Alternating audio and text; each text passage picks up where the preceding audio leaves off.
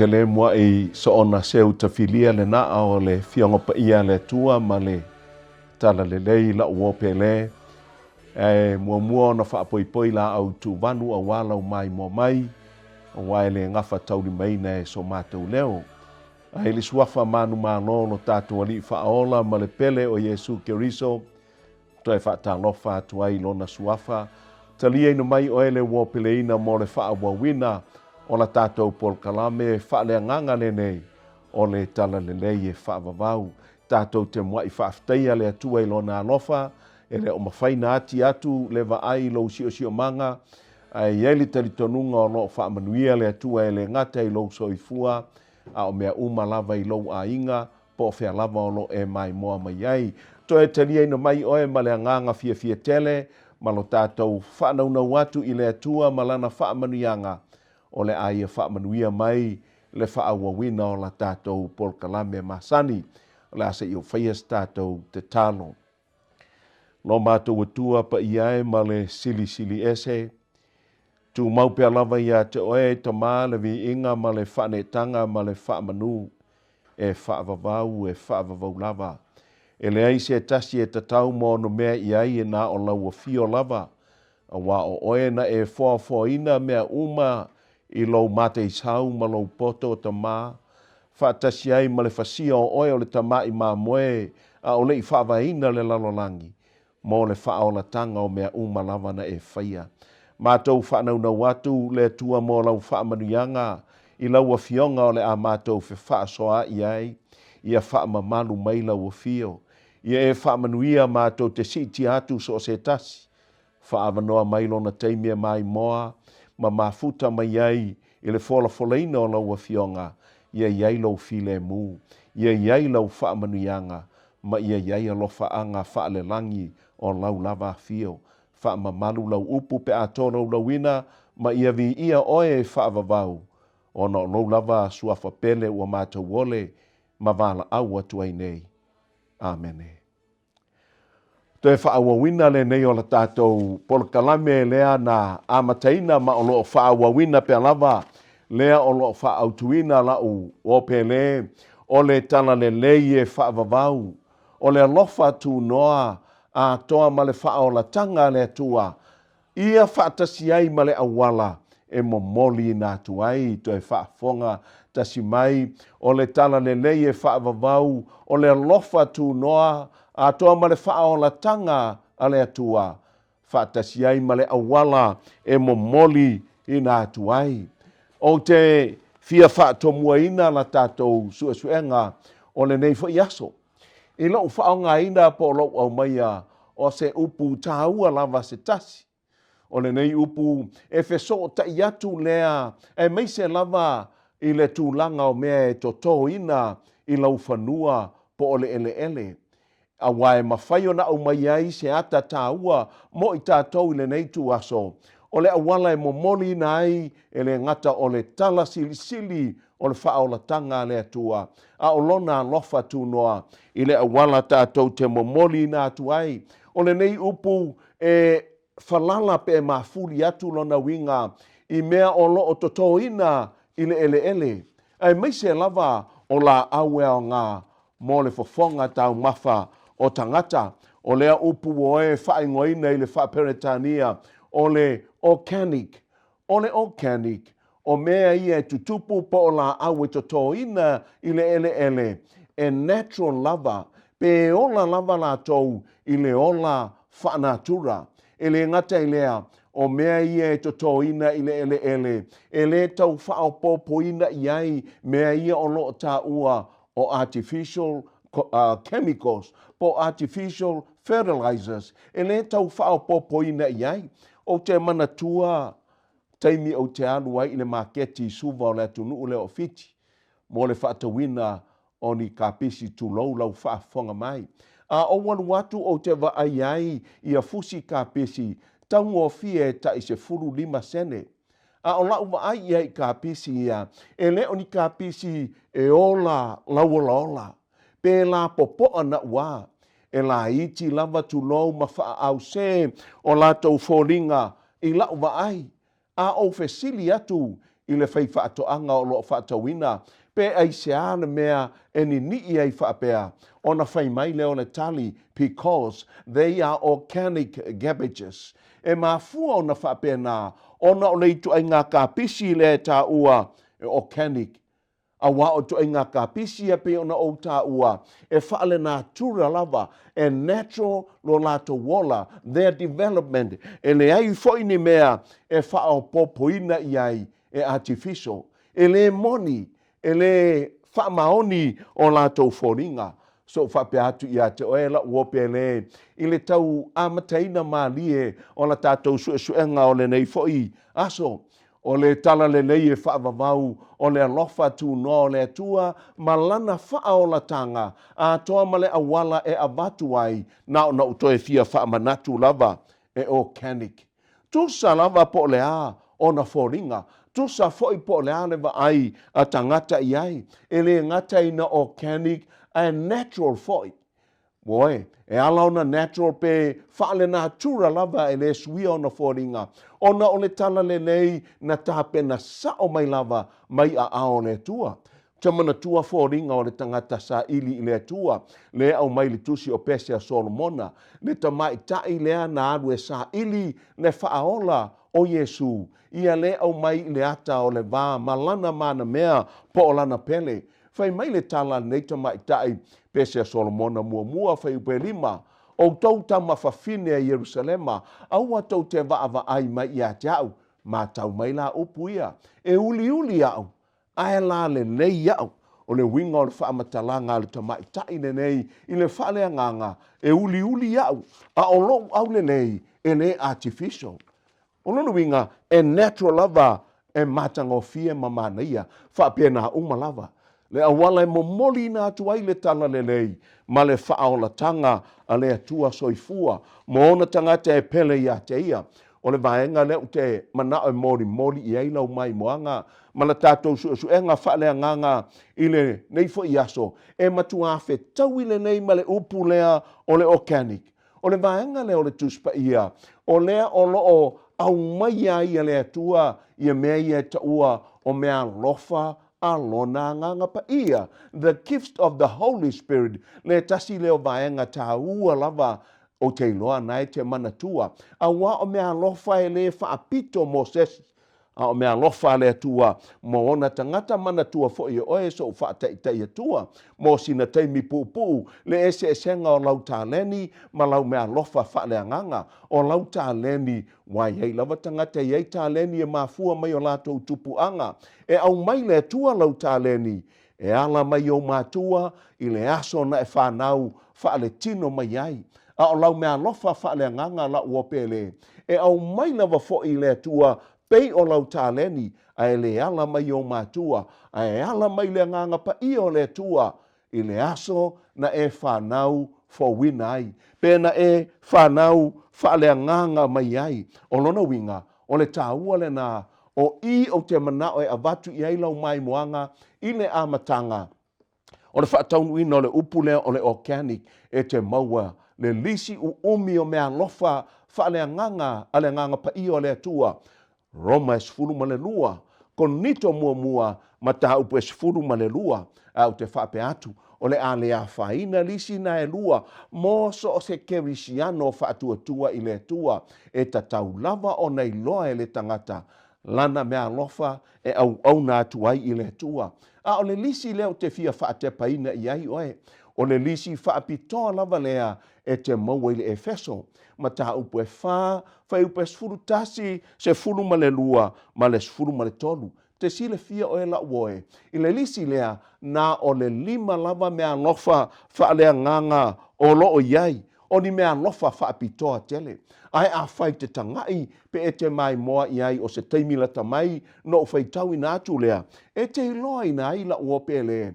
O ia mea lofa e fōringa mai, o fōringa tonu ia e ta tauna fōringa ai i lātou e momoli nātu pe wha asoi nātu le tala le nei o le whaolatanga a toa ma le alofa tuno le tua. Whaafonga mai le ala ufai tauatua le Efeso whaafai pesuma le tasi na ia tuina mai foi inisi e whai ma apostolo. O isi e whai ma perofeta, ma tau mailo na tolu. O isi fo i e fola le tala le nei, e ave i eile wha peretania, evangelist, tangata e fola ina o le tala le lei. O isi e whai ma leo, le e wha peretania, pastors, a o isi, e avea i la tau ma o, e lima le lei. O isi e whai ma apostolo, o isi o perofeta, o isi a vea matangata e fola le tala le lei, pe momoli le tala le lei, o evangelist, o isi e whai ma leo, o whai au, po pastors, a o isi e a vea ma o. Te sila fia le mafua anga e le iso ona au mai e le atua, mea lofa ia i tangata ia, e whai mai le whai upesfuru lua, o le mafua anga o nei mea lofa whaapitoe lima, ina ia wha ato o toi naile au pa ia, e saunia i latou mō ngā luenga le nei umalava, to equip the saints for service. O le mafua anga lea, o le ngā luenga la lea e whaamanatu i tangata e pe o evangelist, pastors, o ao, ia i loa le nei, o la tātou ngā luenga e wha a upenga i nai, e le ngata mō le wha o la tangata o le tua, ai mō le saunia mō le ola e wha vavau. O le fina ngalo na o le tua mō tātou, woe, a o ina ave le tala le lei o le wha o la tanga, ma le alofa tū noa, ia ave le awala e organic, e natural, e le aini artificial o lo iai, so ta watu ia to e. O le apostolo le o Paulo iana malanga, wha missionare e tolu, o kae le anoa i o mea tāua, mea whelanua i o le lalolangi, na ia wa ai iai i lea tunuu, ma lea tunuu. Sa ta taua na matua tumu tusia Paulo, ini ata e au mai tunuu ia e wha malama pe illustrate ai ana tusi. Ai te lo oi woe, i tusi uma Paulo, e te le mauai o wha pe mai Paulo, o fōringa i o le mea lea na o wofo ai, e le ai sea, leanga foi o le ala i tā maseko, i lona liwanga, i le alofa tu noa ma le wha o la tanga, sa wha tā waso ai e le atua, ina ua teia Paulo ne popula mai le langi, ma le mamalu o Yesu Keriso, muli tai atu ai le fesilia le rii, Paulo, le fesilia Paulo, le li ie, o ai e oe, tali mai le li, o au o Yesu, wa e whaasa wā mai iai. O lo tātou so ona ave, whaatala le ine o le fionga le tua, ma le tala le woe, o lo tātou whaasa wā na, i le ulu o le kalesia, po le o ngā to tonu o le tala le lei, o lo tātou wa lii, whaola o Yesu Keriso, matau mai le mea tahaua le nei. E te ilonga o fie lava ua whao popo ia artificial chemicals po artificial fertilizers i le whaatulanga ina o le tala le nei. Ona ua ave iai whainga nei artificial i le whainga o le tala le nei. Taipe o le nei, whaafonga mai woe. E a o lava tangata e a o ina e ave le tala le nei. E a o malava ina ia tutusa le awala e ua ia lātou tuspa ia. Ia tutusa malava e le ngata i lea e a o ina tangata e tutusa malava le awala e tutu wai. E le ngata i lea e a o ina i lātou e tutusa malava le whainga o lātou leo. E a o ina i lātou ia tutusa le whaaleo ina o upu, ma le tauina o upu, pronunciation, ma le articulation. E a o ina ia tutusa malava. E le ngata i lea, e tutusa malava le au, le mata upu, e la ungai. E le ngata ina tutusa e te matawina, e tasia le me la ungai. E la unga tutusa malava le mata upu, i whale laua singa po o mariu, i aso whanau, i whaipoiponga, i whaarufalenga, e tasia le mata upu, e la unga o mai, a e fesili mai, o le halea mata upu. Te sila fia o e tangata i e tau o tangata Palestina. E tupu e lava le tamaititi Palestina aia o ia i ona mātua malona atunu e iai lo fili. E o lo ina ino e le tamaititi Palestina u le whana, tu ulo iai le whana o lo fili o tangata Israelu. A whai e te matau mai le mafua anga e laina so ona launga fe awe le tutusa maisi si o manga. E tasi lava le me mafua ai ona iai lo fili. e iai le fili o le tala lelei, e iai le mea e tatau o na whaatau te e iai la ua pele. O lea o ina ia tutusa taanga, tutusa le uina o le tuspaia, tutusa le leo, tutusa le launga. O le mea le na e ta ua woe i le lalolangi, o le unity in uniformity, o le whaia lea o se mea e tasi ina ia tasi ai. O mea lofa le nganga pa ia lea o te whaatua mua tua ila tātou launga. E le o le unity in uniformity, a o le unity in diversity, o le tufa mai lea e lea tua o ana mea lofa pei o le lima lea. I ona tangata e ngā o yo ia la le tangata ia. Ma whao ngana na mea lofa whaalea nganga ai au mai ai le tasi ma tasi ele le ngā renga le tua ma mao popo ai mea umalava. So whape atu le teimine nei ma lo uloto ma walalo lava ia te oe le wopeleina. So o se tangata lava e liua o se kerisiano ma avea o se tangata lotu. E le liua maino o Yesu ma lana whaolatanga. Oe. A liua mai e ala i le vainga i manufe ai. Po o nifo, po o mala e fitu, ia po o le fefe i le afi, so whape hatu la uopele ia te oe. So se tangata lava fo i o lava i so tangata lotu. So tangata tapua i lava. E ala na lotu, ona na liua, ona o ni mala, po o ni manufe ai, po o ni nifo, po o le afi, lea e fola ina, lona winga woe, le ai. E foringa mai a te au, e le o le awala sao na ave ai oe matangata kerisiano. O le itoa inga tangata le pe ao na liua mawhai matangata lotu. E ave iai le whaupunga po o le upu i lona winga po o lona attitude. E ave iai le ta ua inei Amerika Samoa o le anti. A o isi vaenga o atunu. E ave iai e anti. O lona winga o le tangata e foringa mai e ita. E foringa mai e taalo i le tino. E foringa mai e so ona fai. Anti-religion, anti-Christian. Lona winga woe. E le sao le tūlanga. A wafo ina te le Italia ina le aveo ia matangata kerisiano. E ala i le tongi ola Yesu ma lona lofa tūnoa. So whape atu. O tangata lava e masani. O na whaalave lave ni ngā renga a le li whaola o Yesu. E whaatau te e iai. O tangata i te sila fia o lo lātu ingoa. O Phariseo. Te sila fia o e pe ao o ina tautala se Phariseo. E a mata lava i le tū leanga. When they talk or speak, they always begin at the negative side. E a mata lava i le tū leanga. Pei fu o le tatalo o le Phariseo. Whaftai le tua. Wa le pei au o le late lona. E a mata i le tū leanga. Always negative. Woe, o le aveina o le tala le nei ato atoa o le lofa tu noa. Le tala le nei o le mana lave ai o le atua. Le tala le nei o le whaola tanga tu tasi a le atua. E le tatau na negative. Le anga o le tala le nei a whai la woe. O le awala lea te tapua iai. Ma o le awala fo i lea te momoli nai le whiau. So whape atu. Wa se le mea te amatai. A wā o le mea mauti noa, le hai, e le o inae a mata inai, le tala le lei le organic, le tala le lei le natural, le tala le lei le artificial, e le o ina e a mata ai.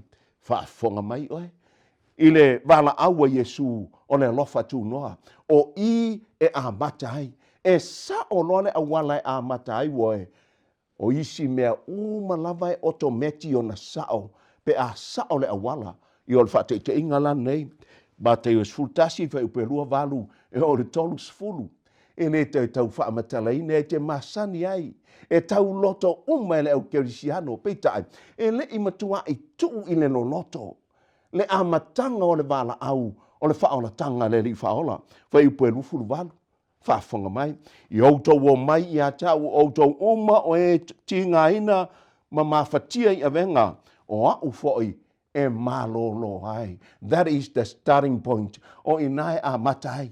E a matai le wala awa le lofa tu noa. E te inoa o ele te minei woe. Oka o kaele le masino tangata le iloa. Ma mawhatia i a venga o le olanga. So the gospel must start at the felt needs of the people. E ta taulana a mata le aveina o le tala le lei, le a mata Yesu I me ta ua o felt needs. O mana onga tu pito o le tangata le ai. E lono Yesu ua pai mai le tangata. Ma ua ia wha amalono ina. Ua hola ia te ia. Ua tali ona mana onga, ua tali ona felt needs. Wha fonga le whaipue lufu riva. Ia o tau wamo ina la wamo. Le ai. Sila fia lama Yesu, o le tala le lei, e le na o le sawe fia malono, o maloa sola, whaini me loto e tangata, le ai. Malama le lei le li faola, o mai, au tau wala lau whanau, au tau malono whale nganga, fe ta ngofi e amo la wamo, ea, ene mana ia le na, o ina e sawe loa mea ia e wha mua, le te popole I ai, whai mai le whai upe tolus fulu, le ese senga lea. A sao na ave le tala lele. A sao le mea a matai. A sao le awala e ave ai. Whai pe tolus furu. A wae ave ngō fia la wamo. O la wavenga foi e mā lava ia. I le whainga tā. E tango atu le tangata. Oh, se matua mana ia. So whape hatu ia te oe la uope le. E te sila fia oe. E le ai lava se tasi e pei o au le nei. E ave e seina pe whaalea o ngā ina le fe au muni a le atua e la patai e le lalonangi ma whaola ina I tangata. Le ai masesi e o ia tau. O te leo ta watu wa le au ngā le fe au le nā. Le fe au e la patai e tangata e le teimine nei. Le anga o le fe au e tu tasi la uope le. O le fe au e pele. O le fe au e le masese. O le fe au e sao lele lava le fe au. O e matau maila.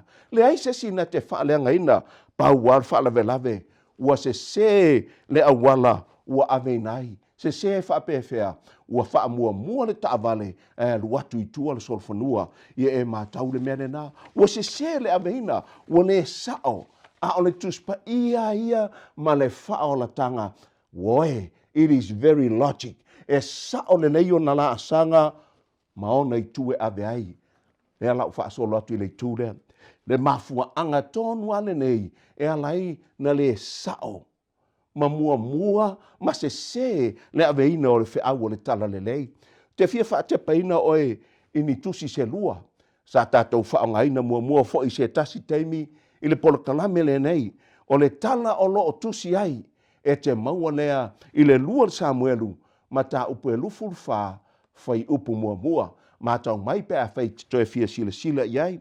A o le tusi lona lua, o le nofua I ngā tupu mua, ma tā upu e lua sfutasi, a o le whai upu mua, ma tau mai.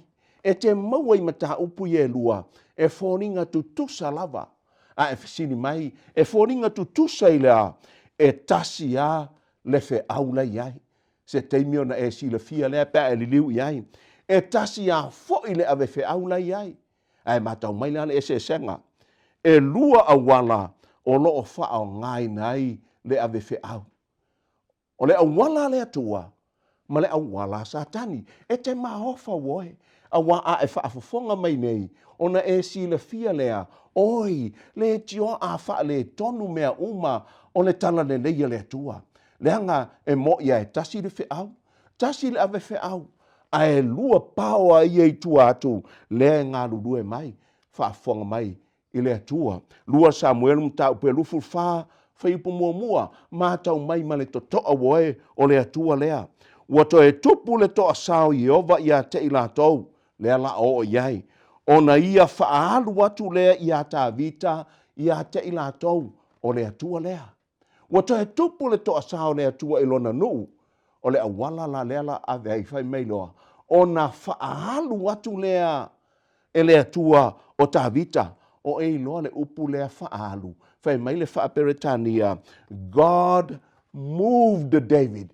O lea tua le nā. O le awala na lea tua e move. Pe whaangau yoi. Pe awina e le a ao lea tua le tangata ave wheau. O e mana tua fo i le lua konito mta upe lima. Whai besfuma le whaa. Ua puru na wina I mātou e lea lofa tu noa o Yesu Keriso. For the love of Christ, the love constrained us or moved us le tala le lei na le atua. O le avenga le na o le whiau le atua. Po o le alama le malosi ai a ave. Move le atua tavita. Whaafonga mai la vaenga lona lua i le tau whaai unga. Mua no whai ngā tupu tau pesu lua whaipo mua. Ua tūlai mai Satani ia Israelu. Mai, le wasui. Mo le o le atua. Ua tūlai mai Satani ia Israelu. Mea la le ano whai Satani. Ua ia whaaoso ia tavita. O e matau mai woi. O le atua e moved. Ngā luelo na nganga whaalu tavita. A o Satani. Ua whaaoso e Satani tavita. Wha mai le whaaperetania. Satan provoked David. O le mele whai Satani.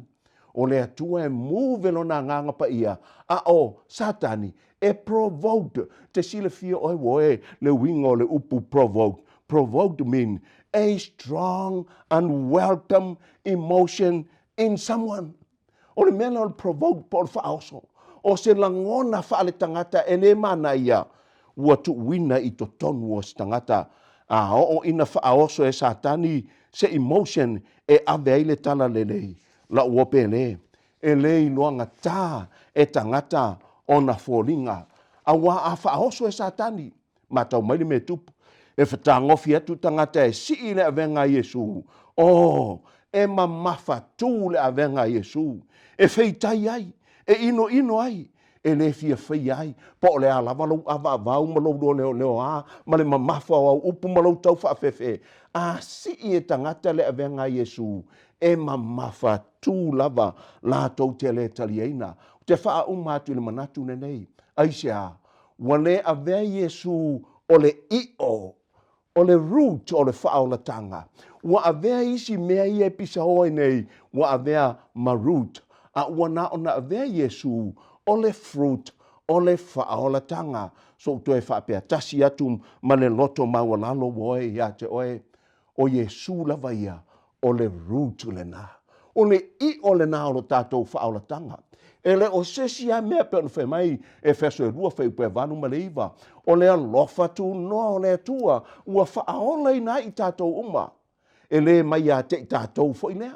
E le ona o tātou ngā ruenga le lei ma so o se mea e whai. Ai ona o le alofa tu noa o le atua. O Yesu lava ia woe. O le root. A o lona ina sui le tangata. Ua ola i le i o Yesu malana whaola tanga. O mea umai whai mai o fruits na. Woe, e tango atu le tangata e le su enga o manu ai. Po mala e fitu, po le afi, po le alava. Talia e mamasangia. Aisea, ua avea o fruits o lona whaola tanga. E o le asa u whiwhininga la uopele. O le maneia i o le tala leia le tua. O le organic gospel na. Very natural and natural i teimi uma. E le artificial. A wae a fi atu i le alofa tu noa o le tua. Le tala le lei le ana fesidi ai le atali o Abrahamo Isaako i Genese rufu lua. Ta ma whaauta i le afi. Ma whawhie ma le naifi tu lou. A ofea se mamoe. O inana whaato a tā uai le upu mamoe le tuspa ia whai mai le toi ina a talii e au mai e le atua le mamoe. A o le tā ua mua lava o le upu mamoe le whenga inga fau. Ina ua tusi le limo Ioane i le Ioane mua al whai pe lufu riva mwhapea mai. Whaahota i le tamai mamoe a le atua na te ave sea le angasala le lalorangi. O le organic gospel na woe. E o olo i le tangata i le tamai mamoe le atua o isi mea uma e fia le tangata. E talia le tangata po o alava mea e mamafa le ngangana.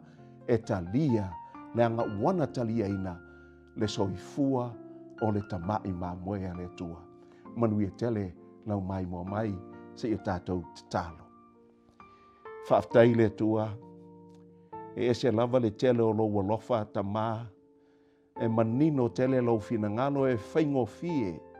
E mo i lava e fia i le loto ua whaingo fie. Whaingo fie o na whaasanga ma whaaliwa tuai le tangata i ate oe.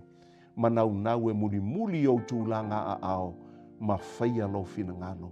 Whaaftai mo le tala le leo lo lofa tū noa. Whaamanui atu le tua i lau whanau. Ia o iai le mana o lau upu. Ma ia mātou wa ai atu ai ia te oe o le tamai ma moe le pōna. Manuia lau whanau uma. I lou lava sua pele Yesu ua mātou te tālo atu ai nei. Amen.